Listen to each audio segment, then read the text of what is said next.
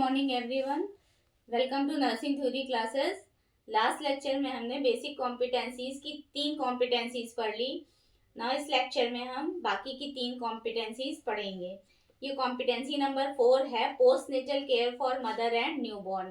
Post natal mother क्या होती है ये सबको पता है, जो चाइल्ड बर्थ दे चुकी है। तो उस दौरान मदर और न्यूबॉर्न की क्या केयर करनी चाहिए एक नर्स मिडवाइफ को, और उस पीरियड में उसको क्या नॉलेज होनी चाहिए और क्या उसकी स्किल्स और बिहेवियर है।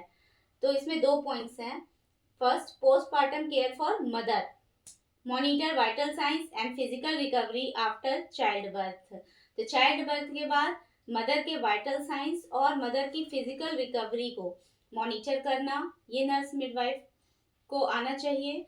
Then providing guidance on breast feeding, family planning and hygiene, और मदर को चाइल्ड बर्थ के बाद ब्रेस्ट फीडिंग का तरीका बताना, फैमिली प्लानिंग एडवाइस देना और स्वच्छता के बारे में उसको गाइड करना चाहिए।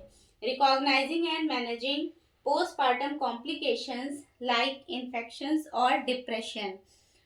तो चाइल्ड बर्थ के बाद पोस्टपार्टम अगर कोई कॉम्प्लिकेशंस है, जैसे कि इन्फेक्शंस हो जाता है और या फिर मदर कभी कभी डिप्रेशन में चली जाती है किन्हीं कारणों की वजह से, तो उसको पहचान करना आना चाहिए नर्स मिडवाइफ को, और फिर उसका प्रबंधन करना भी आना चाहिए। इसी में नेक्स्ट पॉइंट है care for newborn, ensuring thermal protection, breast feeding and hygiene.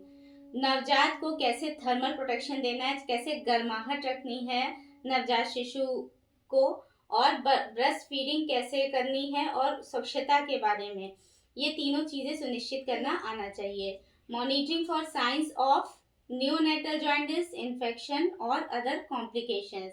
फिर नवजात शिशु में जॉन्डिस की पहचान करना, या फिर इन्फेक्शन या फिर दूसरी कई तरह की जटिलताओं की निगरानी करना आना चाहिए और उनके साइंस पता होने चाहिए।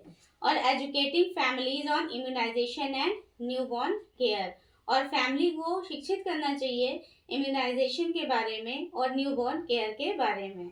नंबर 5 है family planning and reproductive health services.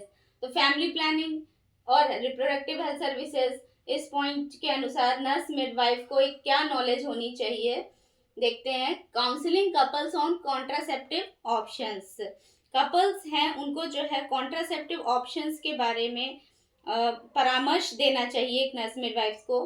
Then educating about sexually transmitted infection and prevention methods, और सेक्सुअली ट्रांसमिटेड डिजीजेज जो होती हैं उसके बारे में शिक्षित करना चाहिए, और उससे बचाव के तरीके भी कपल्स को बताने चाहिए।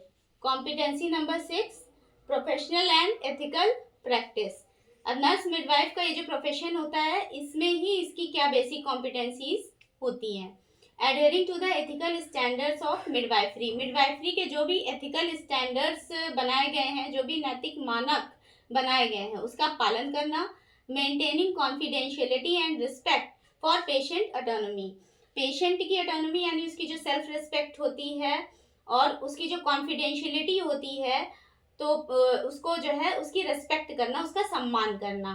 डिमॉन्स्ट्रेटिंग कॉन्टिन्यूअस लर्निंग, यानी कॉन्टिन्यूअस लर्निंग को डिमॉन्स्ट्रेट करना, यानी कि मिडवाइफ को लगातार शिक्षा ग्रहण करते रहना चाहिए और उसका डिमॉन्स्ट्रेशन भी करना चाहिए। तो ये बेसिक कॉम्पिटेंसीज यहाँ पर खत्म होती हैं। और इसका कंक्लूजन देखें तो basic competencies in midwifery enable nurse midwives to ensure safe pregnancy, childbirth and postnatal care, contributing significantly to maternal and child health outcomes. तो मिडवाइफरी में अगर ये सारी बेसिक कॉम्पिटेंसीज हैं जो हमने पूरे 6 कॉम्पिटेंसीज पढ़ी, अगर एक मिडवाइफ में इस बात की नॉलेज और उसका प्रोफेशनल बिहेवियर और उसकी स्किल अपने प्रोफेशन में है, तो ये बहुत महत्वपूर्ण भूमिका निभाती है कि माँ और शिशु स्वास्थ्य के परिणामों को और बेहतर बनाने में बहुत महत्वपूर्ण भूमिका निभाती है। Thank you. It was all about unit 1। Now unit 1 is completed. Next lecture में यूनिट 2 स्टार्ट करेंगे। And if these lectures are helpful for you, don't forget to like and subscribe. Thank you.